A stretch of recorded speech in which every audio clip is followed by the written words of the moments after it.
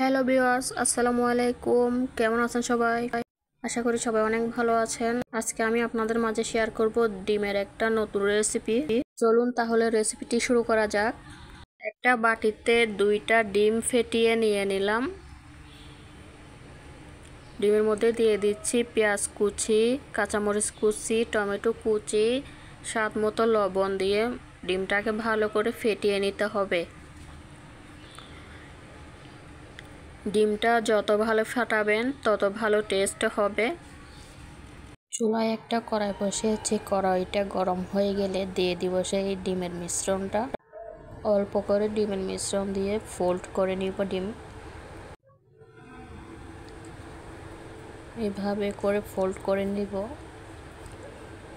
ভালো করে ফ্রাই করে নিতে হবে। আমি একটু ব্রাউন কালার করে নিচ্ছি। তারপর একটা খুন্তির সাহায্যে ডিমগুলো পিস করে নিচ্ছি। আবারও একই মিশ্রণ দিয়ে দিলাম, দিয়ে ভালো করে ফোল্ড করে নিয়েছি। এবার কেটে ধুয়ে রাখা কিউব করে রেখেছিলাম আলুটা দিয়ে দিলাম, দিয়ে ভালো করে ফ্রাই করে নিব। নুন হলুদ দিয়ে ভালো করে ফ্রাই করতে হবে যেন হাফ সিদ্ধ হয়ে যায়। উঠিয়ে নিয়েছি আলুটা। সেই তেলে আদা রসুন পেস্ট দিয়ে দিলাম, হাফ চামচ পরিমাণ লবণ, হাফ চামচ পরিমাণ মরিচের গুঁড়া, হাফ চামচ পরিমাণ জিরার গুঁড়া, গরম মশলা গুঁড়া হাফ চামচ পরিমাণ দিয়ে ভালো করে কষিয়ে নিচ্ছি। দিয়ে দিব টমেটো কুচি। আপনারা চাইলে টমেটো সস ইউজ করতে পারবেন, কোনো অসুবিধা নেই। কষে নেওয়া হয়ে গিয়েছে। এবার সেই ভেজে রাখা আলু দিয়ে দিয়েছি। আলুটাও দিয়ে ভালো করে মশলার সাথে কষিয়ে নিতে হবে। মশলার সাথে ভালো করে কষিয়ে নেওয়ার পর হাফ চামচ পরিমাণ পানি দিয়ে দিয়েছি। পানিটা দিয়ে ভালো করে কষিয়ে নিচ্ছি। 1 কাপ পরিমাণ পানি দিয়েছি আলুটা সেদ্ধ হবার জন্যে।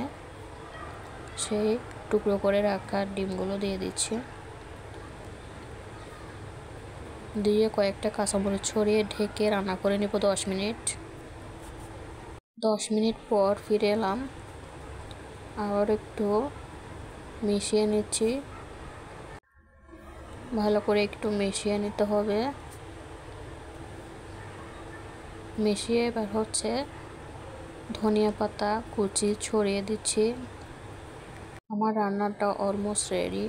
ধনিয়া পাতা দিয়ে 5 মিনিট দমে রেখে দিব।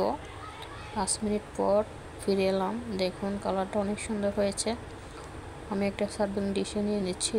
দেখুন ডিমের কালারটা অসাধারণ হয়েছে। রেসিপিটি যদি আপনাদের ভালো লেগে থাকে তাহলে চ্যানেলটা সাবস্ক্রাইব করে পাশে থাকবেন, লাইক কমেন্ট শেয়ার করবেন, পাশে থাকা বেল আইকনটি প্রেস করে রাখবেন নতুন কোনো রেসিপি সবার আগে পাওয়ার জন্য। সবাই ভালো থাকবেন, সুস্থ থাকবেন, আমাদের জন্য দোয়া করবেন। আসসালামু আলাইকুম, আল্লাহ হাফেজ।